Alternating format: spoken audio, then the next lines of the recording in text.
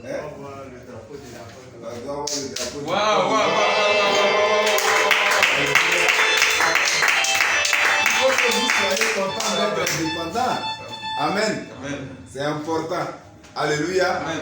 Voilà, donc ce matin, nous aussi on va se poser des questions spirituellement. Si nous sommes indépendants, alléluia. Parce que quand tu es indépendant, tu fais ce que tu veux. Hein?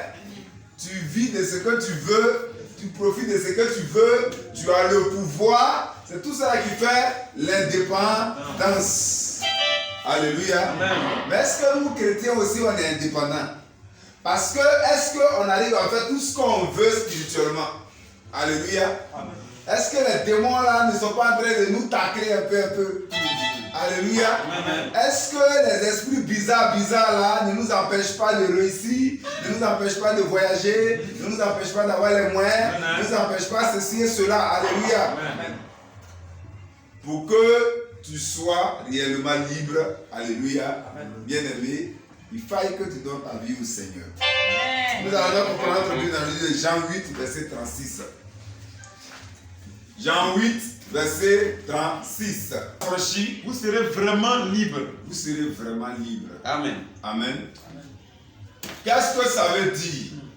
Ça veut réellement dire que si tu as donné réellement ton cœur au Seigneur, tu seras réellement libre.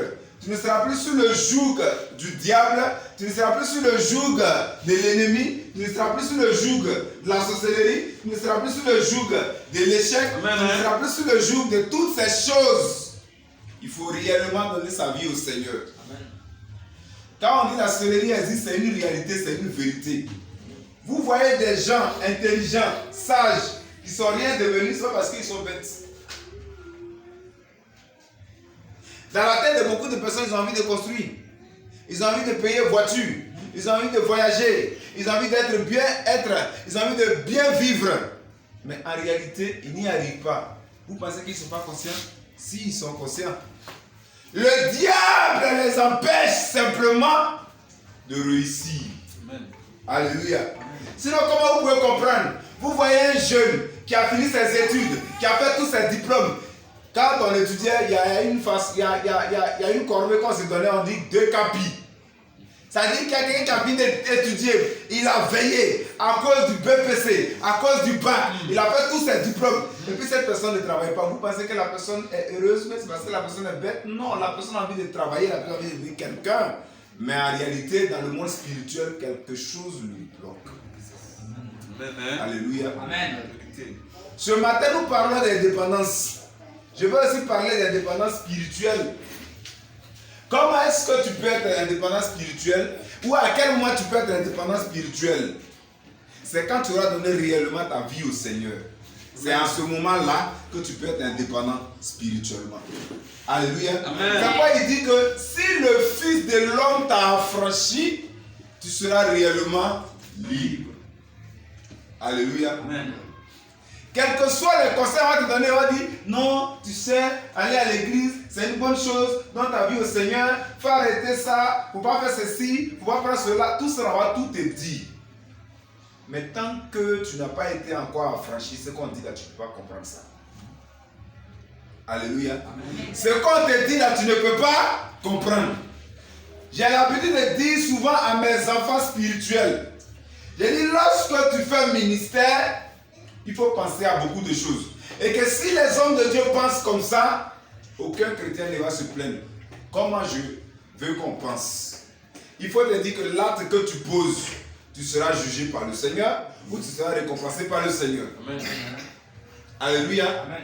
Si tu as grugé quelqu'un, tu as donné une fausse prophétie, tu as donné une fausse révélation, il faut savoir qu'à la fin du film, tu seras jugé, tu seras honoré, récompensé par le Seigneur. Amen. Alléluia. Amen. Alléluia. Amen. Un jour, quelqu'un est venu me voir pour un projet et on était en train de prier. Il a dit non, il faut faire ça, il faut faire ça, il faut faire ça, il faut faire ça, il faut faire ça. Si tu as fait comme ça, voilà ce qui va se passer, si tu as fait comme ça, voilà ce qui va se passer. Vous savez ce que la personne fait? La personne met dans une enveloppe de 80 000. Alléluia. Amen. 80 000 francs. Une enveloppe. Il a dit c'est pourquoi? Il dit non, Vraiment, c'est pour bénir le nom du Seigneur. Il dit, mais qu'est-ce que Dieu a fait pour le que tu veux bénir? Or, c'était une enveloppe corruptible. C'était une enveloppe qui devait me faire taire. Je lui ai dit, non. Je prends tes pauvres 80 000. J'ai mes enfants. Je suis en train de bloquer la bénédiction de mon enfant dans le futur. Or, je vais prier pour mon enfant. Peut-être qu'il allait te payer à 5 millions, à 6 millions. À cause des 80 000 francs là, le futur salaire de mon fils est bloqué. Prends tes 80 000 francs, va chez toi à la maison. Amen. Alléluia. Parce que tout ce qu'on fait, devant là, on va prendre ça. J'ai dit souvent aux gens que si on te donne conseil, tu peux accepter, comme tu peux ne pas accepter. Alléluia. Mais tu es obligé de récolter ce que tu sais. Tu n'es pas obligé d'accepter des conseils qu'on te donne, mais tu es obligé de récolter ce que tu vas semer. Si c'est bien, gloire à Dieu. Si c'est pas bien, alléluia. On te donne conseil. Si tu as pris, que c'est bon, gloire à Dieu. Si c'est pas bon, ça dépend de toi. Alléluia. Quand on a commencé le ministère, on faisait des évangélisations. Nous sommes en train de se former. Les gens se moquaient de nous. On dit oui, tu es en train de te former. Est-ce que Jésus était parti à l'école? Est-ce que aujourd'hui là, les mêmes personnes, on les enseigne. Alléluia. Quand on a commencé le ministère, on a mis des activités sur pied pour ne pas être mendiant, pour pouvoir profiter de cela, pour qu'on puisse se permettre à faire le ministère. Les gens ont dit, est-ce que Dieu t'a appelé à travailler? Parce qu'il y a appel en plein temps, il y a appel en mi-temps. Je ne sais pas dans quel match, dans quel club je suis, à quel moment on me fait sortir, et puis je suis à mi-temps. Mais je vais vous dire une chose. La Bible dit une chose. Vous avez reçu gratuitement, donné gratuitement. Vous savez, l'évangile est gratuit, mais l'évangélisation est coûteuse. Ça, c'est de l'argent. Ça aussi, c'est de l'argent. Dieu t'a appelé. Alléluia. Est-ce que ça sera la charge de celui-là même qu'on est prêt à chasser dans sa maison qui doit au moins 10 mois de loyer pour une maison de 5 000 francs? Non. Alléluia.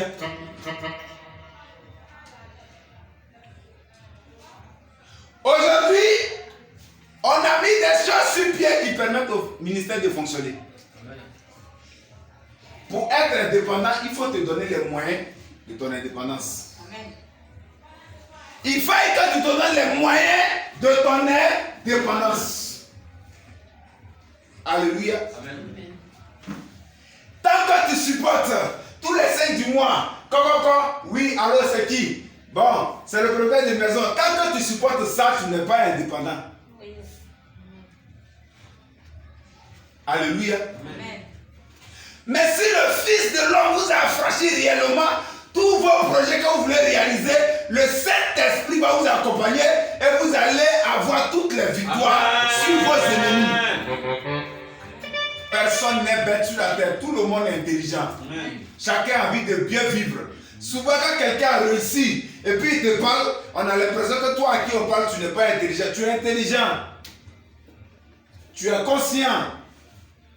Mais il y a quelque chose qui te bloque dans le spirituel. Alléluia. Amen. Tu as fait transport, l'autre fait transport, pour lui marche, pour toi marche pas. C'est dans le spirituel d'abord.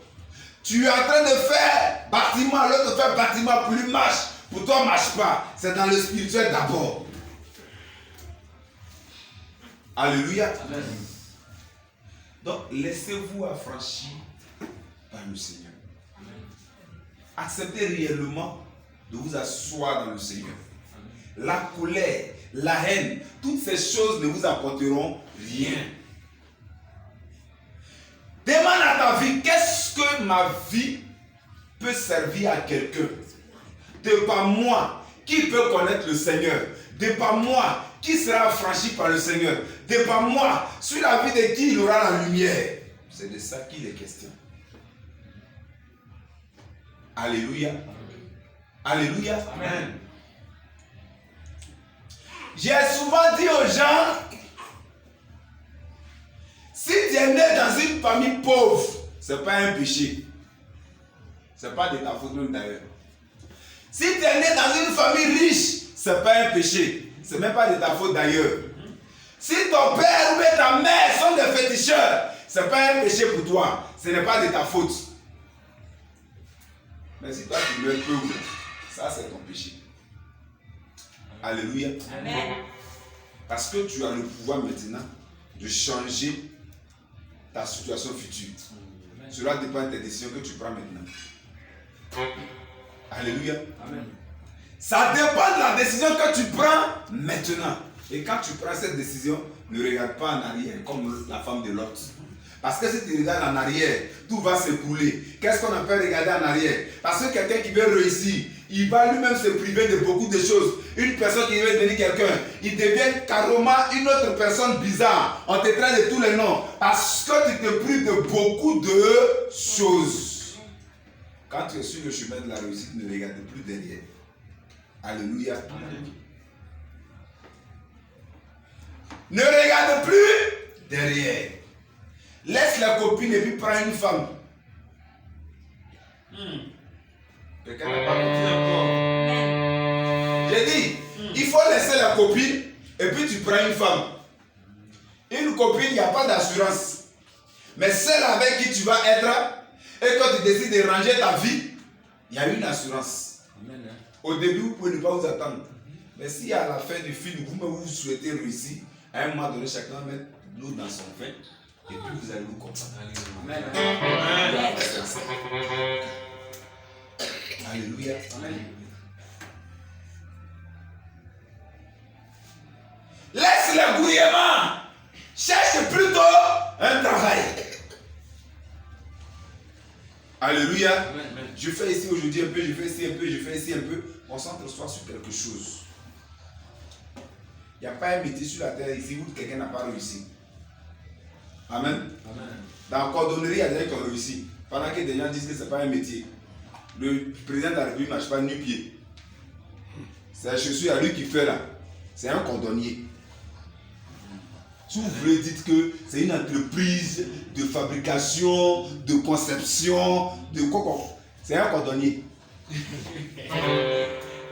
C'est pas ça?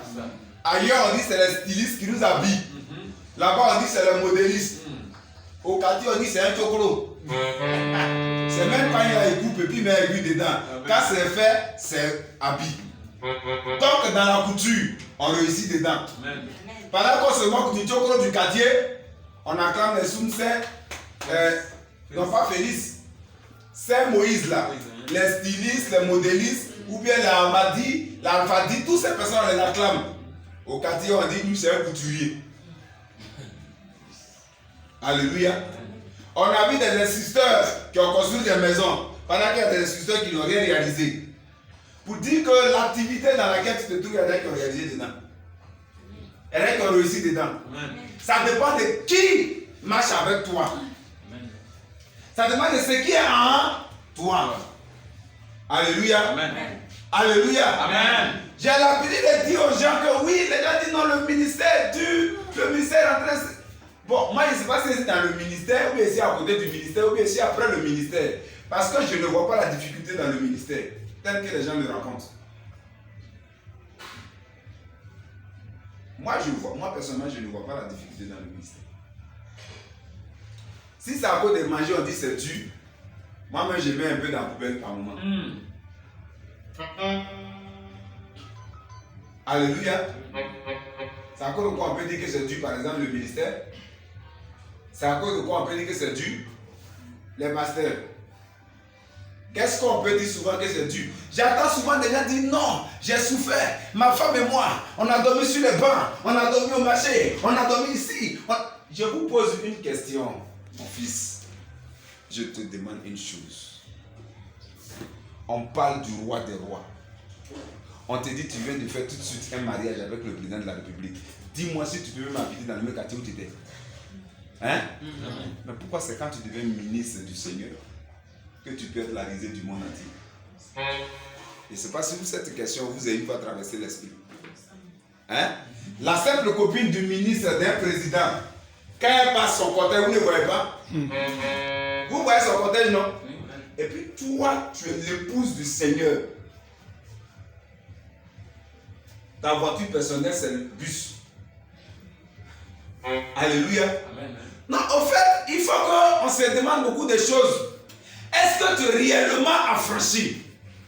Tu es avec le Seigneur et puis dans ton service, on te menace de te renvoyer.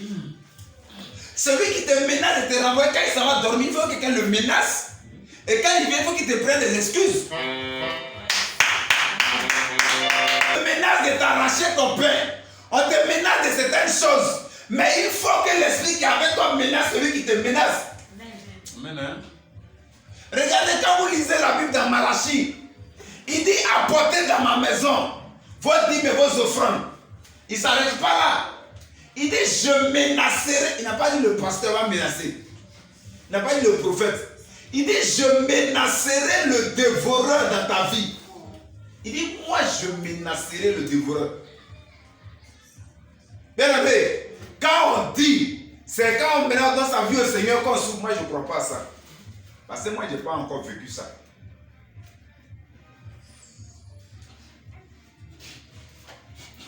Tu es la copine d'un jeune au quartier. S'il y a quelqu'un qui est plus assis financièrement que ton copain, il peut te frustrer. Il peut même te draguer. Il peut te porter main. Ça ne va pas quelque part, c'est vrai, non? En Côte d'Ivoire, on dit ça ne va pas quelque part. Mais la copine d'un ministre à Djaoui ici, d'abord, il déménage d'abord. Dans un premier temps. Quand elle vient au quartier, elle parle plus à tout le monde. Elle a la voiture. Elle a tout. Mais pourquoi? Quand nous on a fait l'alliance, le mariage avec le Seigneur, c'est là on dit on souffre. Et puis qui nous fait souffrir? Les gens qui sont avec le diable. Qui nous humilie? Les gens qui sont avec le diable. Bon, je sais ça. Et souvent quand on explique ça, les gens disent non, l'évangile de prospérité, c'est pas fait d'évangile de prospérité. L'or et l'argent appartient à qui? On va utiliser ça où? Au ciel? Donnez-moi le nom d'un supermarché qui est au ciel. Mon fils, tu connais le supermarché qui est au ciel. Dans quel quartier? Donne-moi d'abord le quartier puis la rue. L'argent et l'or là, ça appartient à Dieu là. C'est ici on va utiliser ça. Oui. Mon fils, il faut être capable demain d'aller aux Bahamas ou à Las Palmas sur un yacht. Toi et puis ta femme, vous êtes sur le yacht et puis le vent vous frappe. Tu es dans un petit